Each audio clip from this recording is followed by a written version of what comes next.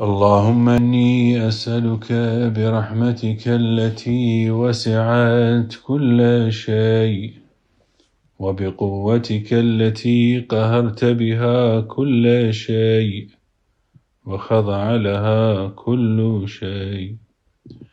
وذل لها كل شيء وبجبروتك التي غلبت بها كل شيء وبعزتك التي لا يقوم لها شيء وبعظمتك التي ملأت كل شيء وبسلطانك الذي على كل شيء وبوجهك الباقي بعد فناء كل شيء وبأسمائك التي ملأت أركان كل شيء وبعلمك الذي أحاط بكل شيء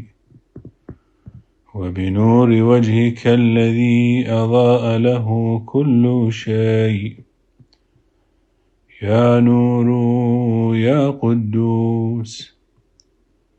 يا أول الأولين ويا آخر الآخرين اللهم اغفر لي الذنوب التي تهتك العصام اللهم اغفر لي الذنوب التي تنزل النقام اللهم اغفر لي الذنوب التي تغير النعام اللهم اغفر لي الذنوب التي تحبس الدعاء اللهم اغفر لي الذنوب التي تنزل البلاء اللهم اغفر لي كل ذنب أذنبته وكل خطيئة أخطأتها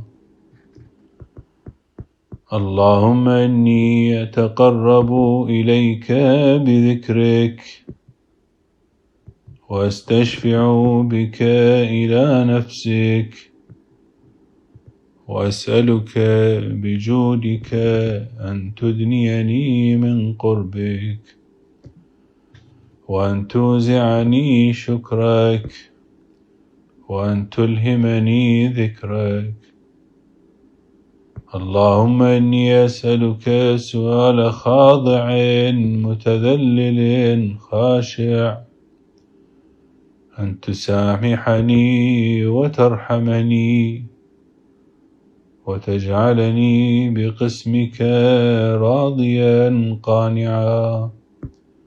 وفي جميع الأحوال متواضعا اللهم وأسألك سؤال من اشتدت فاقته وانزل بك عند الشدائد حاجته وعظم فيما عندك رغبته اللهم عظم سلطانك وعلى مكانك وخفي مكرك وظهر أمرك وغلب قهرك وجرت قدرتك ولا يمكن الفرار من حكومتك اللهم لا أجد لذنوبي غافرا ولا لقبائحي ساترا ولا لشيء من عملي القبيح بالحسن مبدلا غيرك لا إله إلا أنت سبحانك وبحمدك ظلمت نفسي وتجرأت بجهلي وسكنت إلى قديم ذكرك لي ومنك علي اللهم مولاي كم من قبيح سترته وكم من فادح من البلاء أقلته وكم من عثار وقيته، وكم من مكروه دفعته، وكم من ثناء جميل لست أهلا له نشرته. اللهم عظم بلائي وأفرط بي سوء حالي، وقصرت بي أعمالي، وقعدت بي أغلالي، وحبسني عن نفعي بعد آمالي، وخدعتني الدنيا بغرورها، ونفسي بخيانتها ومطالي. يا سيدي فأسألك بعزتك أن لا يحجب عنك دعائي سوء عملي وفعالي، ولا تفضحني بخفي ما اطلعت عليه من سري، ولا تعاجلني بالعقوبة على ما عملته في خلواتي من سوء فعلي وإساءتي، ودوام تفريطي وجهالتي، وكثرة شهواتي وغفلتي. وكن اللهم بعزتك لي في الأحوال كلها رؤوفا، وعلي في جميع الأمور عطوفا. إلهي وربي من لي غيرك، أسأله كشف ضري والنظر في أمري. إلهي ومولاي أجريت علي حكما اتبعت فيه هوى نفسي، ولم أحترس فيه من تزيين عدوي، فغرني بما أهوى وأسعده على ذلك القضاء، فتجاوزت بما جرى علي من ذلك بعض حدودك، وخالفت بعض أوامرك، فلك الحجة علي في جميع ذلك، ولا حجة لي فيما جرى علي فيه قضاؤك، وألزمني حكمك وبلاؤك. وقد أتيتك يا إلهي بعد تقصيري وإسرافي على نفسي، معتذرا نادما منكسرا مستقيلا، مستغفرا منيبا، مقرا مذعنا معترفا، لا أجد مفرا مما كان مني، ولا مفزعا أتوجه إليه في أمري غير قبولك عذري، وإدخالك إياي في سعة من رحمتك. اللهم فاقبل عذري، وارحم شدة ضري، وفكني من شد وثاقي. يا رب ارحم ضعف بدني، ورقة جلدي، ودقة عظمي، يا من بدا خلقي وذكري وتربيتي وبري وتغذيتي. هبني لابتداء كرمك وسالف برك بي.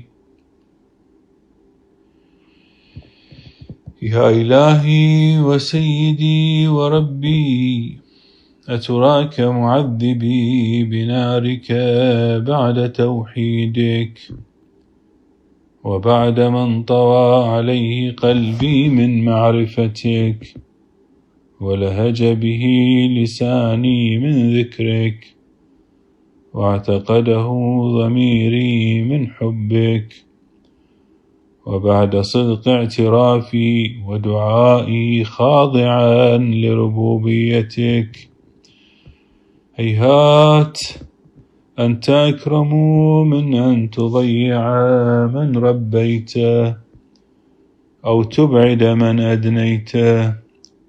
أو تشرد من آويته، أو تسلم إلى البلاء من كفيته ورحمته. وليت شعري يا سيدي وإلهي ومولاي، أتسلط النار على وجوه خرت لعظمتك ساجدة، وعلى ألسن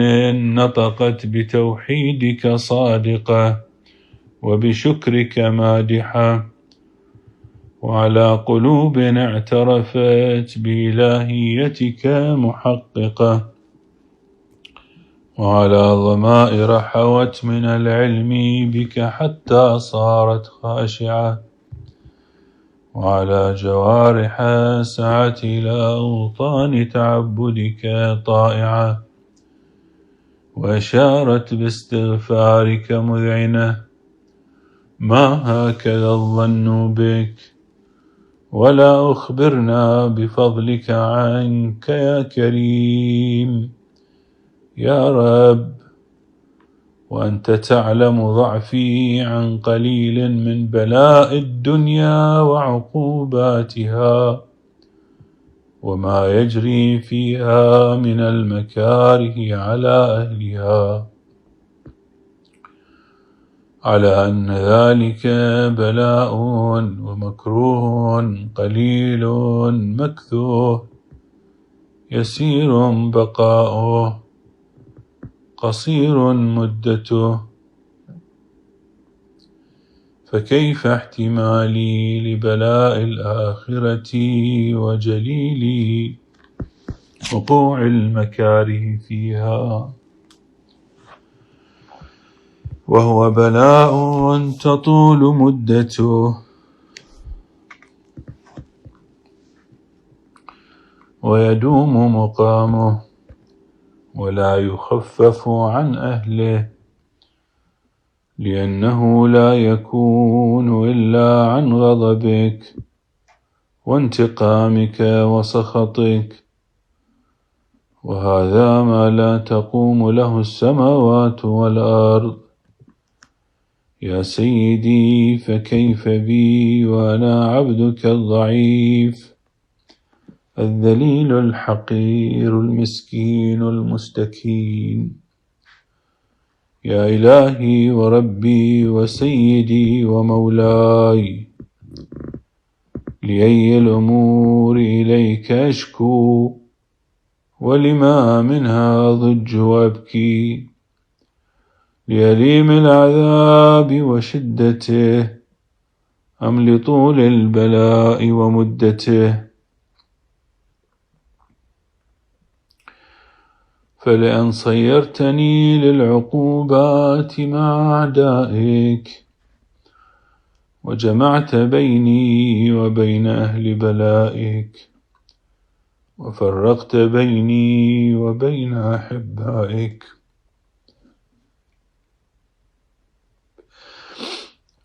وأوليائك،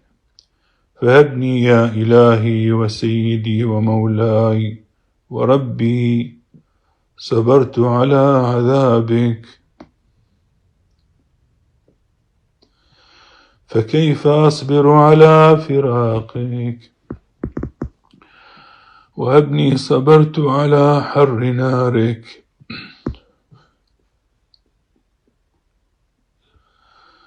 فكيف أصبر عن النظر إلى كرامتك؟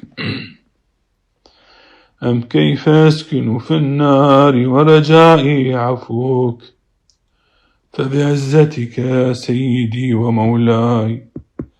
أقسم صادقا، لئن تركتني ناطقا لأضجن إليك بين أهلها ضجيج العاملين، ولأصرخن إليك صراخ المستصرخين، ولأبكين عليك بكاء الفاقدين، ولأنادينك أين كنت يا ولي المؤمنين، يا غاية آمال العارفين، يا غياث المستغيثين، يا حبيب قلوب الصادقين، ويا إله العالمين.